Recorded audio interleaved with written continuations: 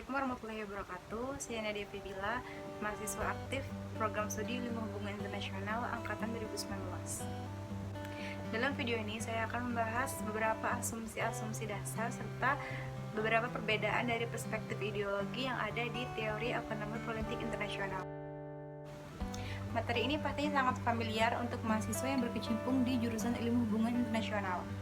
Sebelum lebih jauh membahas mengenai materi dalam perkuliahan teori ekonomi politik internasional, perlu kita ketahui bahwa hubungan internasional adalah suatu interaksi yang dilakukan oleh suatu negara dengan negara lain dengan melakukan kerjasama untuk memperoleh keuntungan suatu negara dalam bertahan dan bersaing dengan negara-negara lain. Nah, salah satu faktor atau aspek penting yang harus diperhatikan dalam hubungan internasional, yakni dengan adanya kajian ekonomi politik internasional, di mana kajian tersebut merupakan suatu ilmu yang berawal dari interdisiplin ilmu pengetahuan, yaitu ekonomi dan politik.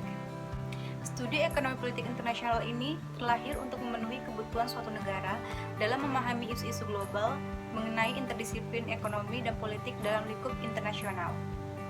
Ekonomi politik internasional memiliki state of art, atau di mana dalam mempelajari ekonomi politik internasional, hubungan antara negara dan pasar merupakan dua komponen yang saling berkaitan satu sama lain.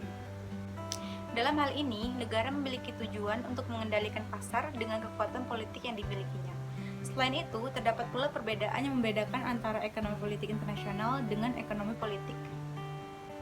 Menurut Gilpin, dalam sebuah jurnalnya yang berjudul The Study of International Political Economy, ia mengungkapkan bahwa yang membedakan antara dua disiplin tersebut adalah ruang lingkup dan skalanya.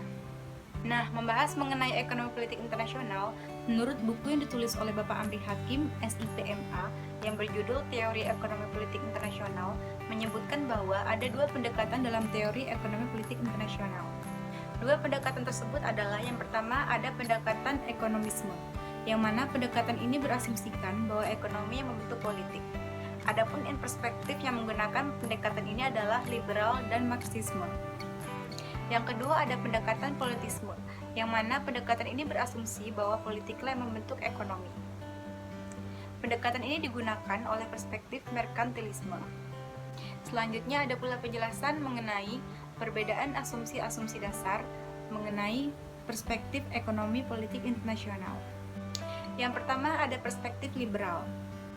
Pada perspektif ini, aktor sentralnya adalah individu dan kelompok sosial domestik. Sehingga tujuan dari ekonomi politiknya adalah untuk kesejahteraan bersama umat manusia atau cosmopolitan interest. Negara hanyalah hasil kontrak sosial individu untuk melindungi hak kepemilikan individu atau negara penjaga malam. Kemudian regulator, moneter, dan stimulator atau last resort. Kemudian alat atau media yang digunakan dalam perspektif ini adalah perdagangan bebas. Perspektif liberal tentang ekonomi politik diwujudkan dalam disiplin ilmu ekonomi sebagaimana adanya yang berkembang di Inggris Raya, Amerika Serikat, dan Eropa Barat. Dari Adam Smith hingga pendukung kontemporer, pemikir liberal telah berbagi seperangkat asumsi dan keyakinan yang koheren tentang hakikat manusia, masyarakat, dan kegiatan ekonomi. Selain itu, liberalisme sebenarnya dapat didefinisikan sebagai doktrin dan seperangkat prinsip untuk mengatur dan mengelola ekonomi pasar untuk mencapai efisiensi maksimum, pertumbuhan ekonomi, dan kesejahteraan individu. Selain itu, dalam jurnal yang ditulis oleh Conlife, halaman 112, menyebutkan bahwa perspektif liberal juga berasumsi bahwa ekonomi pasar menunjukkan kecenderungan yang kuat menuju keseimbangan dan stabilitas yang melekat atau setidaknya dalam jangka panjang. Gilpin turut mengungkap bahwa jika pasar masuk dalam kondisi disequilibrium karena beberapa faktor eksternal seperti perubahan selera konsumen atau teknologi produktif, bekerjanya mekanisme harga akhirnya akan mengembalikan keadaan keseimbangan baru. Kemudian yang kedua ada perspektif marxisme. Pada perspektif ini, aktor sentralnya adalah buruh atau proletar atau negara pinggiran, sehingga tujuan dari ekonomi politiknya adalah untuk kesejahteraan buruh dan negara pinggiran. Kemudian, alat atau media yang digunakan adalah revolusi proletar berupa pengambil alihan kekuasaan negara serta faktor-faktor produksi dari kelas borjuis. Ketika kondisi masyarakat kelas tercapai, maka peran negara sebagai penjaga malam tidak lagi diperlukan. Selain penjelasan tadi, di dalam sebuah buku karangan Robert Gilpin yang berjudul The Political Economy of International Relations turut menjelaskan bahwa Marxisme mencirikan kapitalisme sebagai kepemilikan pribadi atas alat-alat produksi dan adanya tenaga kerja upahan. Marx percaya bahwa kapitalisme didorong oleh kapitalis yang berjuang untuk keuntungan dan akumulasi modal dalam ekonomi pasar yang kompetitif. Tenaga kerja telah direbut dan telah menjadi komoditas yang tunduk pada mekanisme harga.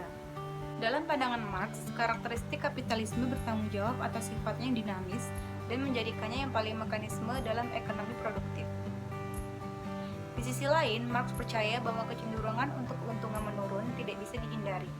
Sebagai tekanan, persaingan memaksa kapitalis untuk meningkatkan efisiensi dan produktivitas melalui investasi dalam modal baru, hemat tenaga kerja, dan teknologi yang lebih produktif. Kemudian tingkat pengangguran akan meningkat dan tingkat keuntungan atau nilai lebih akan menurun. Kapitalis dengan demikian akan kehilangan insentif mereka untuk berinvestasi dalam usaha produktif dan untuk menciptakan tenaga kerja.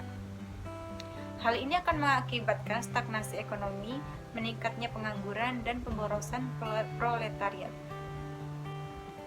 Kemudian terakhir ada perspektif merkantilisme. Dalam perspektif merkantilisme yang berdasarkan pada realisme, terutamanya adalah negara atau state centris, sehingga tujuan dari ekonomi politiknya adalah pengejaran kekuasaan atau global domination. Untuk itu, negara menggunakan proteksionisme dan containment policy sebagai alat untuk mendominasi pasar dalam negeri maupun internasional. Selain itu, negara adikuasa juga bisa menggunakan rezim perdagangan sebagai alat untuk pengejaran kekuasaan menggunakan rezim perdagangan internasional. Sebagai tambahan, menurut jurnal yang saya baca turut menyebutkan bahwa menurut merkantilis, negara bangsa hanya bisa mencapai kekayaan dan kekuasaan dengan kemampuan militer dan ekonomi mereka yang efisien untuk melindungi diri dari penjajah asing. Kunci penting untuk mencapai kekayaan dan kekuasaan dari perspektif merkantilis adalah mempromosikan ekspor dan membatasi impor untuk menghasilkan nilai surplus perdagangan yang kemudian menjadi kekayaan dan kekuatan negara. Kekayaan dan kekuatan negara, bangsa dievaluasi berdasarkan akumulasi emas dan perak. Oleh karena itu, sistem perdagangan yang menguntungkan lebih sedikit impor dan lebih banyak ekspor. Hasil perdagangan yang baik diukur dengan selisih ekspor terhadap impor dan jumlah emas yang diterima dari perdagangan.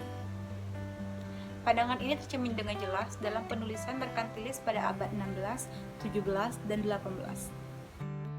Baiklah, mungkin itu saja presentasi saya dalam video ini. Kurang dan lebihnya saya mohon maaf. Saya akhiri. Assalamualaikum warahmatullahi wabarakatuh. Terima kasih.